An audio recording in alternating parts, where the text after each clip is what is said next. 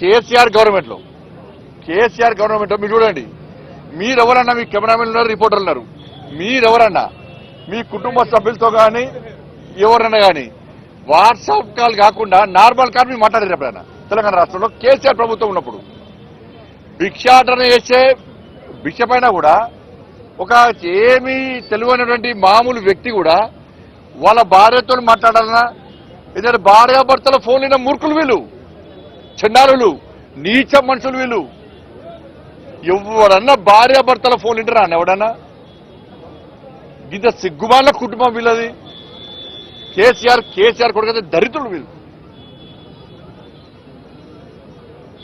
ఎవరన్నా తెలంగాణ రాష్ట్రంలో కేసీఆర్ ప్రభుత్వం ఉన్నప్పుడు ఎవ్వరు కూడా నార్మల్ కాల్ మాట్లాడుకోవాలి. ఎవరైనా మామూలు బిచ్చపులు అడిగినా కూడా, ఆటో కార్మికులు అడిగినా కూడా, అబ్బో సార్ కేసీఆర్ ఫోన్ ఇంటర్నెట, అందుకే వాట్సాప్ కాల్ మాట్లాడుతున్నారు సార్ అంటుండే. ఇది కామన్ అయిపోయింది. ఇది ఎవ్వరు కూడా మాట్లాడుకోలే, అందరికి తెలిసిపోయింది. కేసీఆర్ ఫోన్ ఇంటర్నెట, మామూలు కాల్ మాట్లాడకూడదు, అయితే వాట్సాప్, అయితే ఫేస్ టైము, అయితే సిగ్నల్ మాట్లాడుకోవాలంట అని చెప్పి ఈ టెక్నాలజీ పెంచడానికే కావచ్చు కేసీఆర్ టాపిక్ ఇచ్చింది. అంటే ఇంత ఘోరమైన పరిస్థితి ఆ రోజు కేసీఆర్ ప్రభుత్వ హయాంలో ఉండే. మావోయిస్టుల ఫోన్ల లిస్టులో మా పేర్లు పెట్టి ఫోటో వేసారు. అసలు ఎస్ఐబి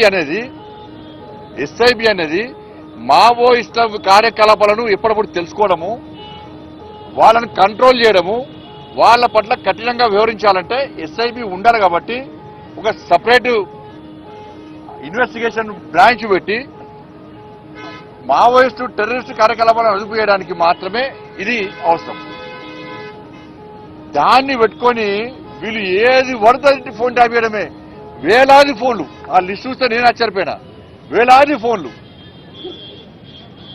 ఢిల్లీ నుంచి నాకు వచ్చిన ఫోన్లు, మా పిఏలకు వచ్చిన ఫోన్లు, మా డ్రైవర్కి వచ్చిన ఫోన్లు, మా సిబ్బందికి వచ్చిన ఫోన్లు అన్నీ కూడా లిస్టు మొత్తం ఉంది. ఆడ మొత్తం లిస్ట్ ఉన్నది.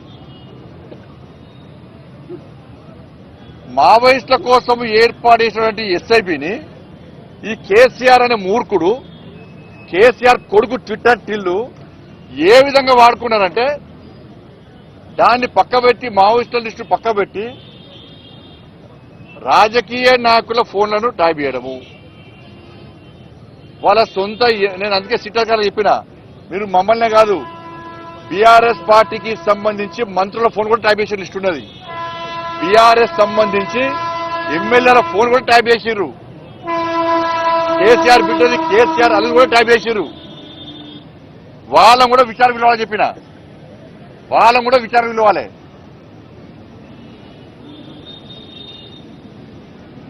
కాబట్టి ఇవన్నీ ఎస్ఐబి అనేది దీనికోసం ప్రారంభించబడింది. వాళ్ళ ఆ ఎస్ఐబిని ఈ కేసీఆర్ అనే మూర్ఖుడు, కేసీఆర్ కొడుకు వాళ్ళ సొంత లావాదేవీల కోసము, సొంత అవసరాల కోసము దాన్ని ఒక అడ్డాగా మార్చింది. ఎస్ఐబిని ఒక అడ్డాగా మార్చి రాజకీయ నాయకుల, మాలాంటి రాజకీయ నాయకుల ఫోన్లు ట్యాప్ చేయడము, వ్యాపారస్తుల ఫోన్ ట్యాప్ చేయడము, అడ్వకేట్ల ఫోన్ ట్యాప్ చేయడము, సినిమాల ఫోన్లు ట్యాప్ చేయడము.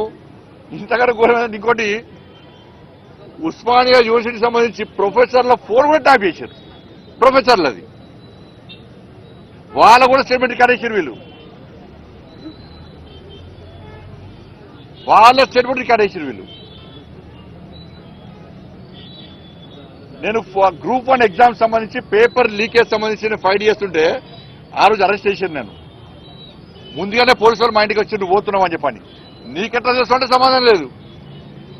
ఇక ఇంతకంటే ఘోరం ఇంకో అసలు విషయం ఏంటంటే, ఇక ఆశ్చర్యకరమైన విషయం ఏంటంటే, టీఎస్పీఎస్సీ పేపర్ లీకేజ్ కేసును విచారిస్తున్న జడ్జి ఫోన్ కూడా ట్యాప్ చేశారు.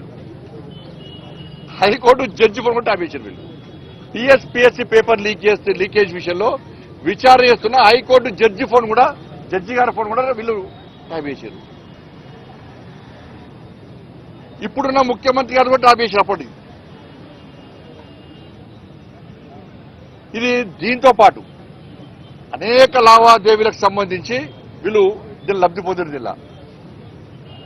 అసలు ఈ ప్రభాకర్ రావు అంటోడు ఈ రాధాకిషోర్ పెద్ద లఫంగాలు వీళ్ళిద్దరు ఫాల్తుగాలు వీళ్ళిద్దరు. నేను ఈ భాష మాట్లాడుతూ నాకే సిగ్గు అనిపిస్తున్నది.